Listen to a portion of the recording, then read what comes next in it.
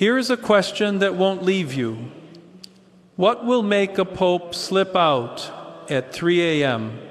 when nearly all the Vatican sleeps and do something so unusual that officials still try to bury it? I will tell you, for I was that pope. My feet carried me through the silent corridors of the Apostolic Palace while Rome slumbered under the stars. My robe brushed the stone, my heart thundered in my chest, and in my hand I clutched a letter sealed in black wax. A letter with no name, no signature, only words so heavy that my soul felt crushed beneath their weight. Why would I, the shepherd of 1 billion souls, walk alone in the darkest hour? Why did I send away guards, servants, even my closest advisors? Because some battles cannot be fought in daylight. Some truths burn too fiercely to be spoken aloud. The Vatican was asleep, but I could not rest. The message had been delivered that afternoon by a messenger no one recognized, and it spoke of betrayal and a shadow rising within these very walls.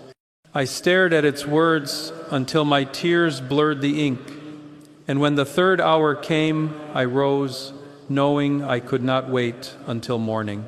The halls echoed with my every step, sounding louder than church bells. Even stones seemed to accuse me. What burden do you carry, Leo? In that silence, I felt the gaze of centuries, the faces of popes carved in marble, the weight of Peter's keys pressed invisibly upon me. I entered the chapel. Candles flickered against the mosaics of saints, their faces calm, unshaken, while mine was wet with fear. I placed the letter upon the altar, my knuckles white as I pressed it down and whispered, "Into your hands, Lord. If this is your will, let it stand.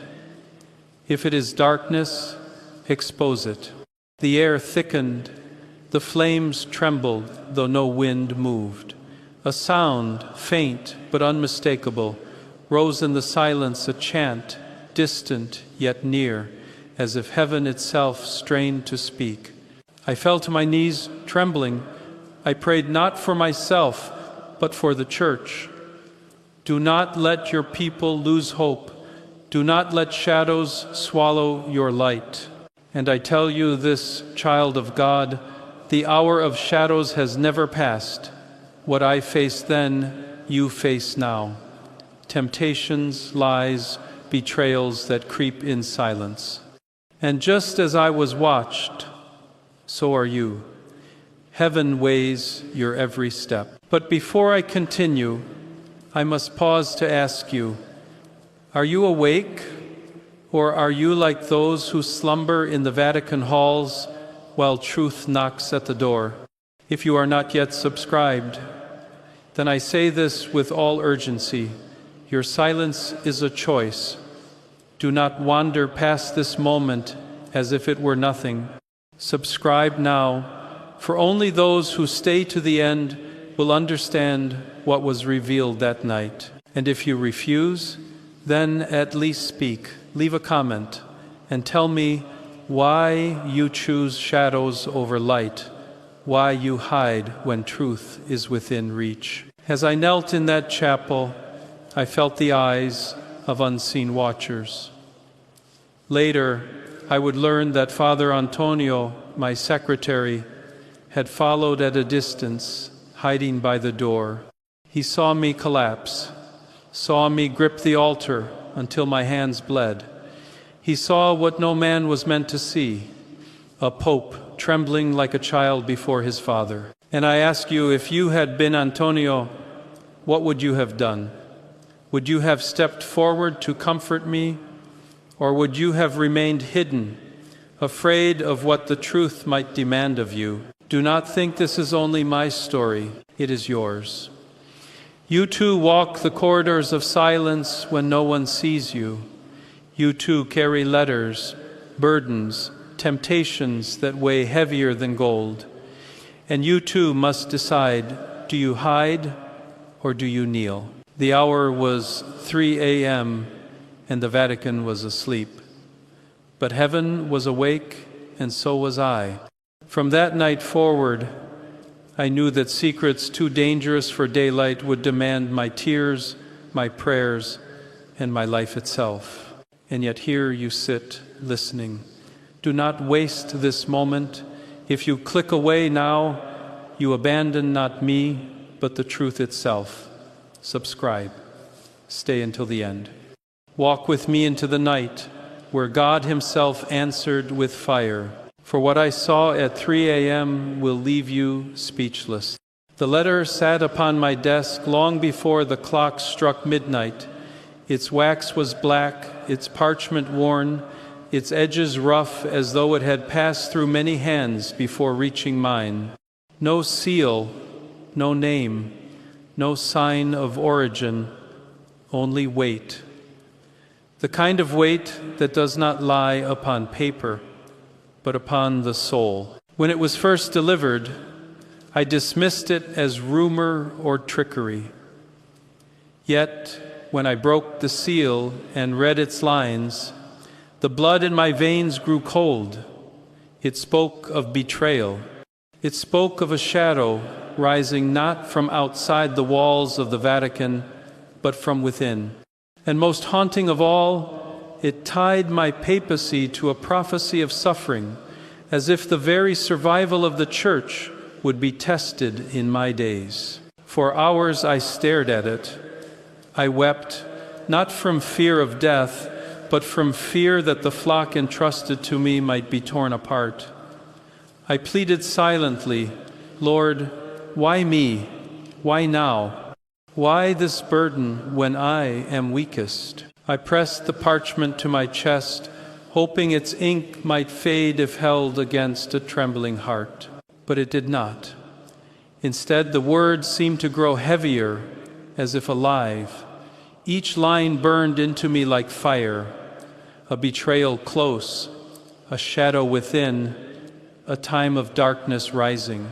By midnight, I had sent my guards away. Even Father Antonio, who begged to remain near, I dismissed with a weary smile. Some burdens cannot be shared. Some nights must be carried alone. And so it was, as the bells counted the third hour, that I rose from my desk with that cursed letter in hand. Every corridor felt colder than stone. Every arch seemed to bend over me as if judging.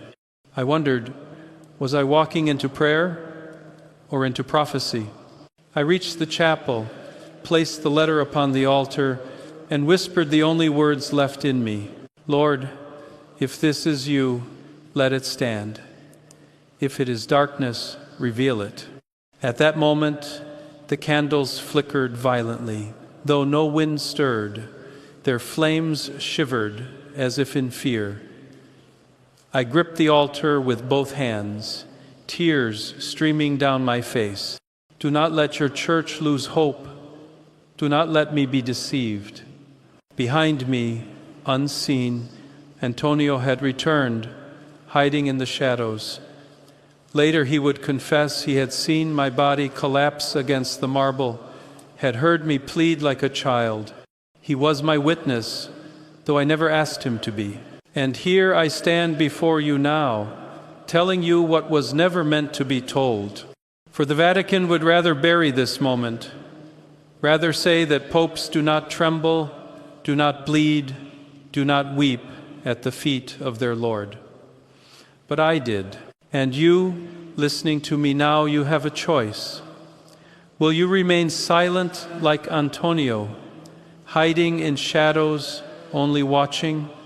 Or will you step forward and bear witness? If you are not subscribed, then I tell you plainly, you are hiding. You are choosing silence when the truth demands your voice. Subscribe now and stand with me in the chapel. And if you will not subscribe, then confess it openly. Leave a comment. Tell me why you turn your face from the altar when truth is burning upon it. I remember lifting the letter toward the crucifix, My hands shook so hard the parchment nearly slipped from my grasp. "Into your hands, Lord," I whispered, "for I cannot carry this alone." And then it came. A light not of candle, not of Sunday, it washed across the chapel as if the crucifix itself breathed fire into the air. My knees buckled, my face pressed against the floor. I did not know if it was grace or danger, but I knew it was beyond me. Antonio saw it too. He pressed himself to the wall, unsure if he was witnessing a miracle or a warning. Later, his voice trembled as he told me, "Holy Father, the light filled the room, and I feared it might consume us both. But I tell you this, what I saw was not meant for him, nor even for me. It was meant for the Church. It was meant for you. Do not think you can walk away untouched. If you hear these words and remain unmoved, you are not just ignoring me, you are ignoring the same God who lit that chapel at 3 a.m. Subscribe now, before silence swallows you. Stay until the end, because what comes next will test you as much as it tested me. I rose from the floor with tears streaming down my face. My body was weak, but my soul burned. I pressed the letter back to my chest. Its words remained heavy, mysterious, terrifying. Yet I was no longer the same man who had entered the chapel, for in the light I heard an echo, not in my ears, but in my soul. It begins tonight, and the world will never know. My hands shook, my lips trembled, and I whispered into the silence, "Then let me be ready." When dawn returned to Rome, the bells rang as though nothing had happened. Choirs sang, guards resumed their posts, pilgrims filled the square, but inside me, silence lingered, thick as stone. I carried the letter back to my chambers and locked it in a wooden box. I prayed, yet my prayers trembled. By midday, Antonio entered with eyes lowered, his hands trembling as if he still saw the light from the night before. He asked me no questions, but his silence spoke louder than words. He had seen too much, and perhaps he feared more than he understood. But I was not the only one stirring unease. By evening, whispers had already spread. Servants spoke of strange lights in the chapel. Guards claimed they heard voices where no voices should have been. And through those whispers moved one man with a smile that cut like a blade. Cardinal Bianke. Bianke had long carried ambition in his veins. He hid it well beneath polished words and measured steps, but those who watched closely knew he wielded influence like a weapon. That day, his eyes found mine, sharp, searching. He bowed with courtesy, yet behind his smile I sensed a shadow. "Holy Father," he murmured, "they say you were seen walking the halls at night, alone, praying, perhaps. Yet some claim they saw a light, unnatural light. You know how quickly stories grow." I forced a calm smile. "Prayer is never unnatural, Cardinal." He tilted his head slightly, his gaze sliding toward the floor. "Of course, still, secrets slip through walls, even holy ones. Be careful, for rumor is a fire no water can quench." He left with a bow, but his words lingered like smoke in my chest. Did he know of the letter? Did he suspect? That night, as the Vatican settled into silence once more, I returned to my chamber weary and restless. But when I opened the door, my blood turned to ice. Upon the floor, slipped beneath the threshold, lay a scrap of parchment. Its ink was bold, its words short. "Stop searching, or you will not see the end of your papacy." My chest tightened. Who had placed it there? How had they reached my guarded door unseen? I clutched the note to my heart and whispered, "Lord, what shadow walks these halls?" Antonio entered moments later. When I showed him, his face drained of color. "Holy Father, this is not prophecy. This is threat. Someone inside these walls wants you silenced." I nodded, my hands trembling. "Yes, but why? What truth are they so desperate to bury?" And I turn now to you, who listen to me. What would you do faced with such a warning? Would you retreat in fear, or would you stand, even if shadows circled closer? If you are not yet subscribed, then hear me clearly. Silence is not neutral. Silence is surrender. Subscribe now. Stand with the light before the darkness claims more ground. And if you refuse, then I ask you, tell me why. Leave a comment. Confess why you choose to remain like a servant, whispering in corners while truth burns before you. The next day at Mass, I lifted the chalice with trembling hands. The faithful thought me ill. They whispered that I had not slept. But only Antonio knew the truth, that it was not sleep I lacked, but peace. After the service, Bianke approached again, his smile as sharp as ever. "You look tired, Holy Father," he said. "Stress can shorten a man's time in office." His words were polite, but the venom beneath them was unmistakable. I offered no reply, but inside my fear deepened.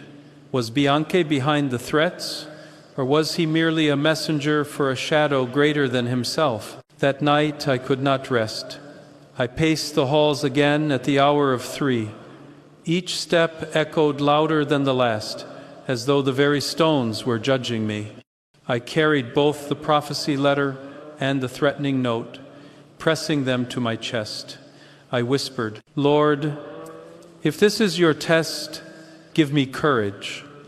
If this is deception, reveal the deceiver." Antonio followed at a distance, unwilling to leave me alone in my torment. He whispered prayers in the dark, his footsteps shadowing mine. And then it came, the sound that froze our hearts. Footsteps, slow, deliberate, echoing closer with each second. The chapel door creaked open, and a tall figure appeared, outlined by the faint glow of a torch. Cardinal Bianke. His eyes swept the room and locked onto me. "Holy Father," he said smoothly, his voice honeyed but edged with steel. "Twice now, you walk these halls at 3 a.m. What draws you here again at such an hour?" My chest tightened, but I forced my voice to remain steady. God chooses the hour, not me. When he calls, I answer. Bianke's lips curved faintly, though no warmth touched his smile. Naturally, still, walls have ears. Secrets seldom remain hidden here. Into him, the air grew heavy.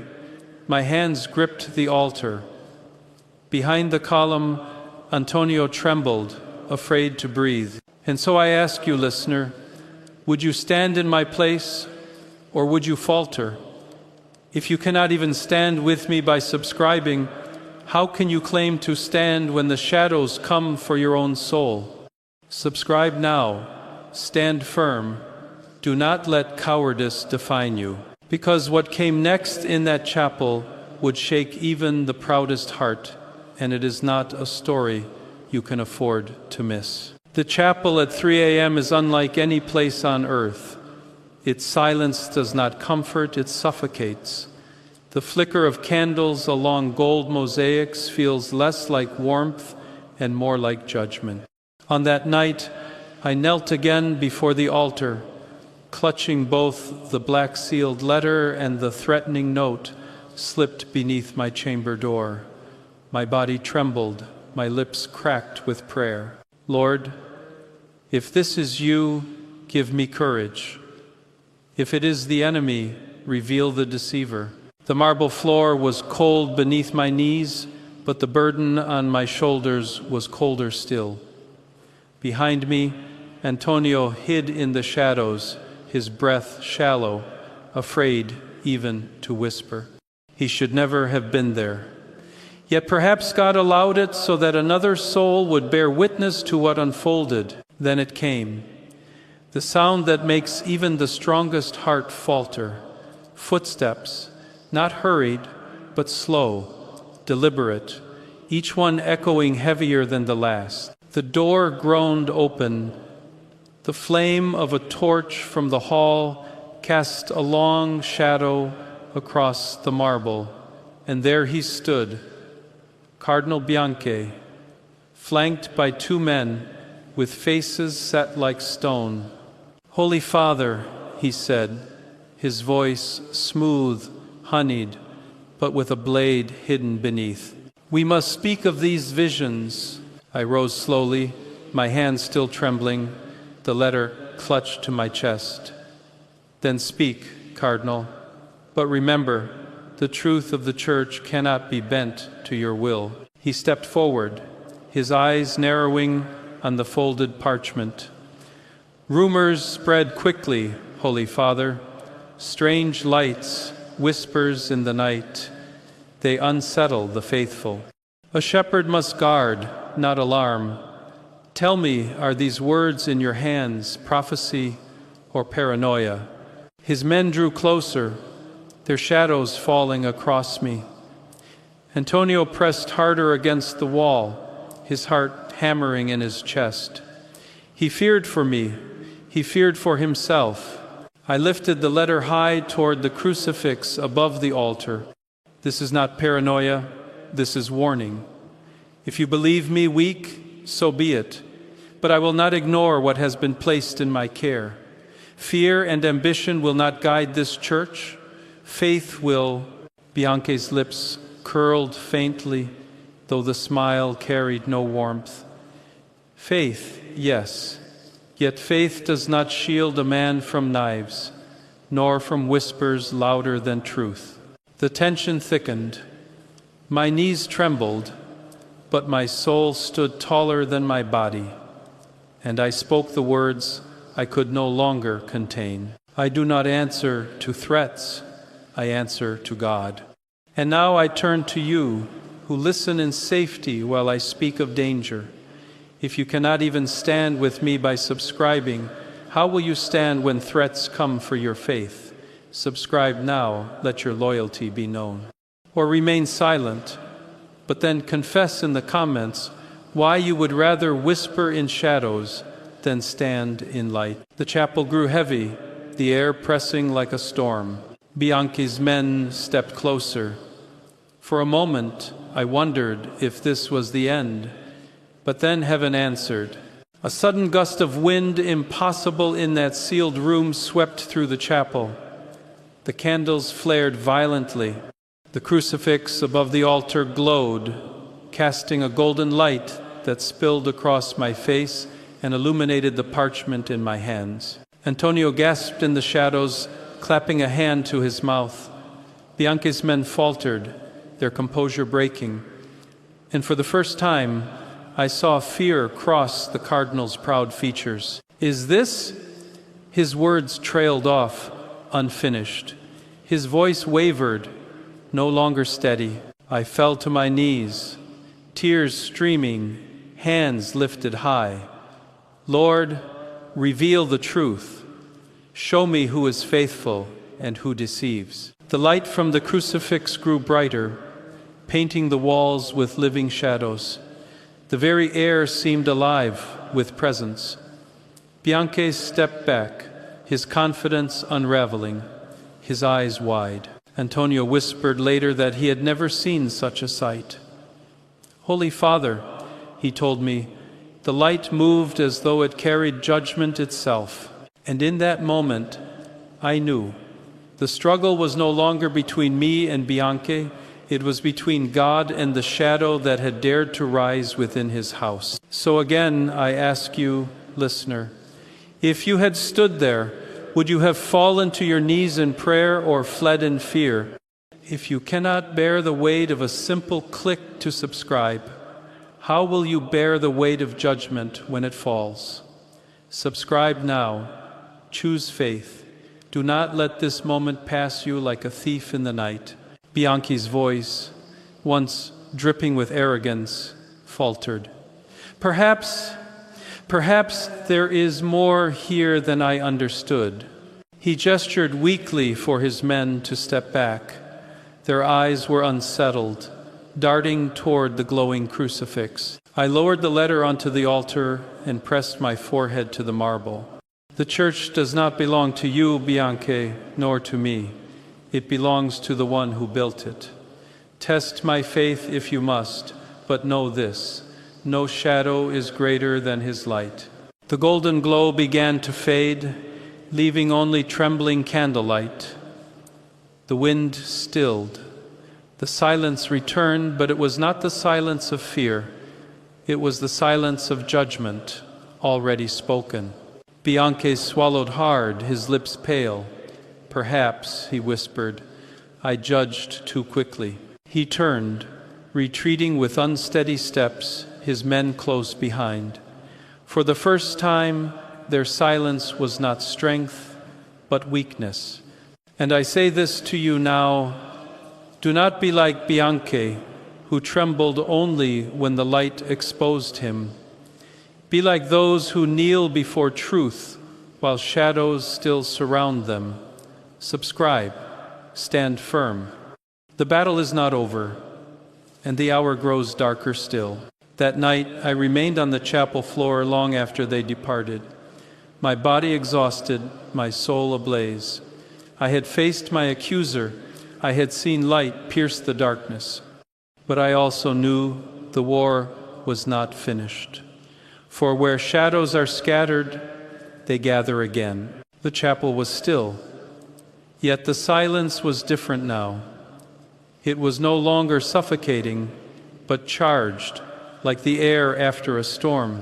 My knees ached from the marble. My hands still trembled from the letter I had lifted to the crucifix, and tears streaked my face. Yet my heart beat with a strength I had not known. Bianke had left shaken. His words faltered, his arrogance undone. But I knew the danger was not gone. Shadows do not vanish. In one gust they retreat, waiting to strike again. As I whispered a final prayer, the heavy doors of the chapel opened once more. I turned, fearing Bianke's return. Instead, a figure emerged from the shadows, a woman robed in the quiet black of the convent. It was Sister Elena, known in the Vatican for her silence, her wisdom, her devotion. In her hands she carried a small wooden box, wrapped carefully in cloth. She walked forward with steps steady as stone, her eyes fixed on the altar. "Holy Father," she said softly, yet her voice carried the weight of urgency. "I believe this is what you have been waiting for." My hands shook as I took the box. The cloth fell away, and inside lay an ancient scroll bound in cracked leather, its surface etched with markings that shimmered faintly in the flickering candlelight. I gasped. "Where did you find this?" She lowered her gaze. "It has been hidden for generations, passed quietly, guarded secretly, waiting for the one chosen to unseal it." I pressed it to my chest, tears welling again. Antonio, who had crept from his hiding place, leaned forward, his eyes wide with awe. "Is it a relic?" he whispered. I nodded slowly. "More than that, my son. This is an answer."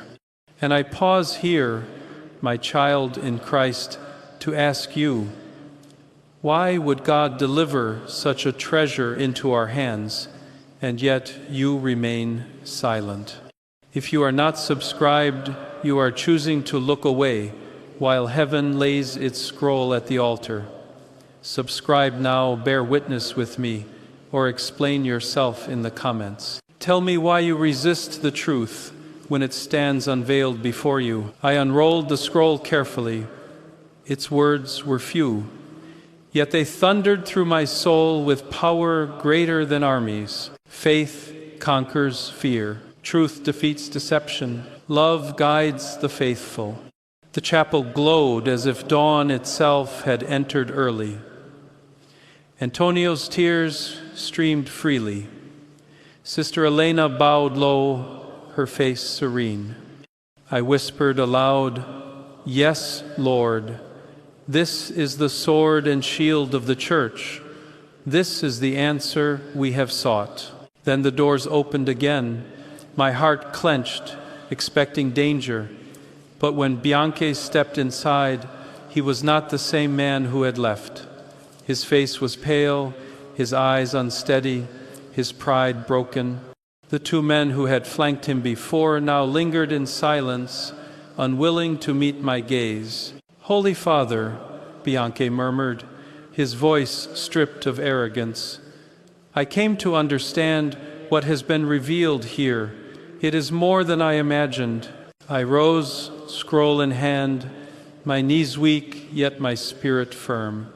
"Then see clearly, Cardinal, the Church is not ruled by fear, nor by ambition, nor by threats.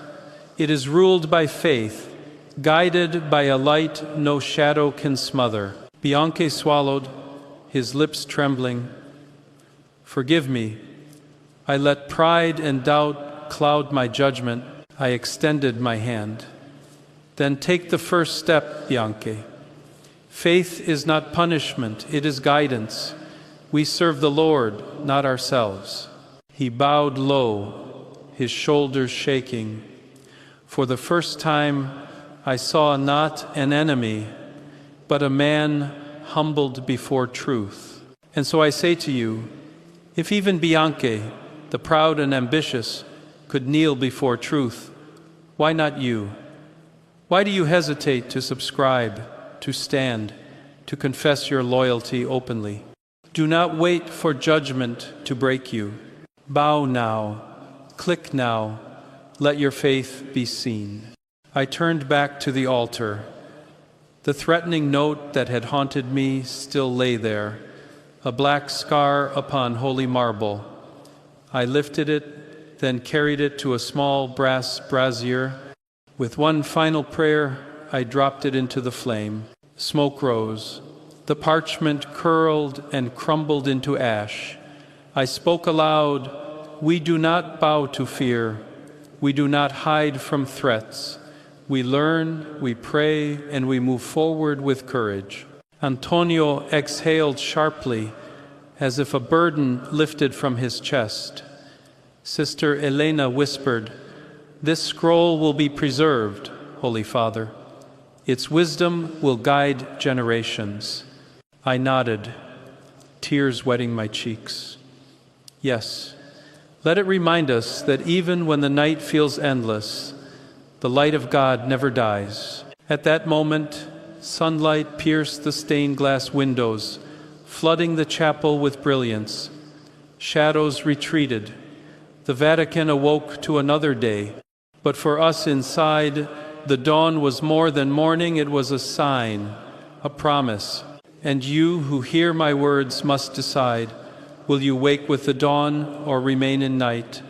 Subscribe now and stand among the faithful who rise with the light. Or stay silent and confess in the comments why you would rather linger with shadows. I pressed the scroll to my heart as the bells of morning rang across Rome.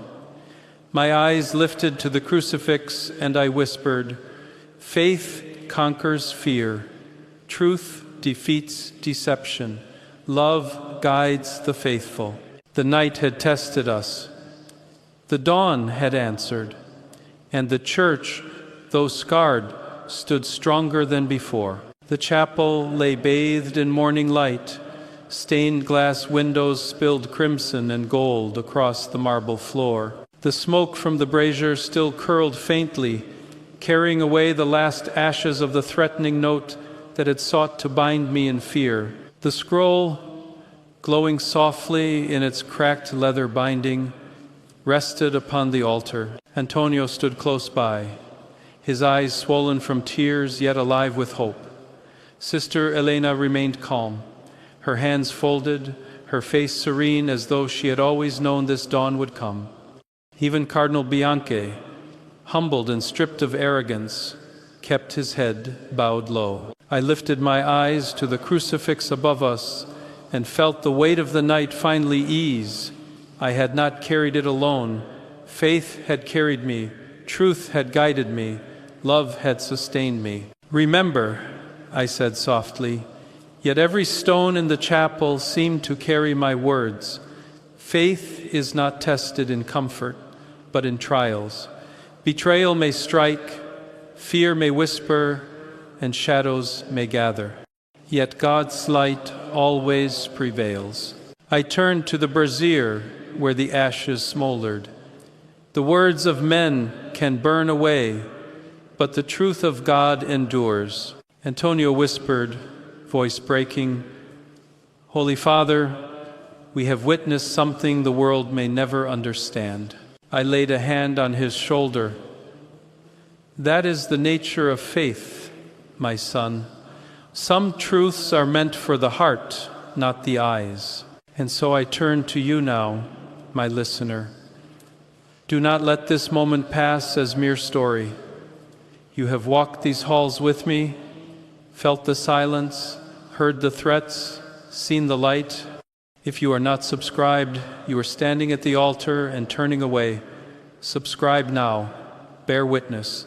Do not let your silence betray you. If you will not subscribe, then at least speak. Leave a comment. Confess why you would choose shadows when the light has already dawned. Sister Elena carefully lifted the scroll, wrapping it again in cloth. Its wisdom will endure, she said. Future generations will draw strength from it as we have today. Yes, I answered, and let it remind us no shadow, no deception, no ambition can outlast the light of God. Outside, the Vatican stirred awake. Bells rang in celebration of a new morning. Yet for us who had endured the night, the sound carried a deeper meaning. We had survived, yes, but more than that, we had been strengthened. Bianke raised his head, his voice quieter than I had ever known it. I will not forget this, Holy Father. I will serve with humility and truth. I placed a steady hand upon his shoulder. Then go and serve well. Let pride never cloud your judgment again, for the strength of the Church does not rest in power, but in faith, love, and sacrifice. And here, my child in Christ, is your moment of decision. If even Bianke, once blinded by ambition, could kneel before truth, why not you? Why do you hesitate to take one step, one act, one subscription to stand with faith openly? Do not hide, do not wait. Subscribe now and let the world know where you stand. The chapel grew quiet again, but it was no longer the silence of fear. It was the silence of peace. I lifted the scroll one last time and whispered words that carried through the chamber like a final charge. Faith conquers fear. Truth defeats deception. Love guides the faithful. Sister Elena bowed deeply.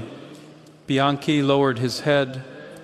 Antonio knelt beside me, tears flowing freely. Sunlight streamed fully through the glass, painting the Vatican in radiant colors. For a moment, it felt as though heaven itself had bent low to bless us. I spoke aloud, not only to those in the chapel, but to the faithful yet to come. Go forth, serve in truth. Remember, no shadow is greater than the light of God. And I say again one last time, subscribe, stand with me. If you walk away now, you are choosing to leave the chapel before the blessing is given. Do not rob yourself of the grace prepared for those who remain until the end. Subscribe and declare that you walk in light, not in shadow. But if you refuse, then leave your words below. Confess your reason. Tell me why you choose silence when heaven itself calls for your witness. The bells outside grew louder, their sound carried across Rome. The Vatican woke as it always did, but for us who had seen the night, the dawn was more than another day. It was a promise that faith, courage, and love are stronger than any darkness. And so I bless you now.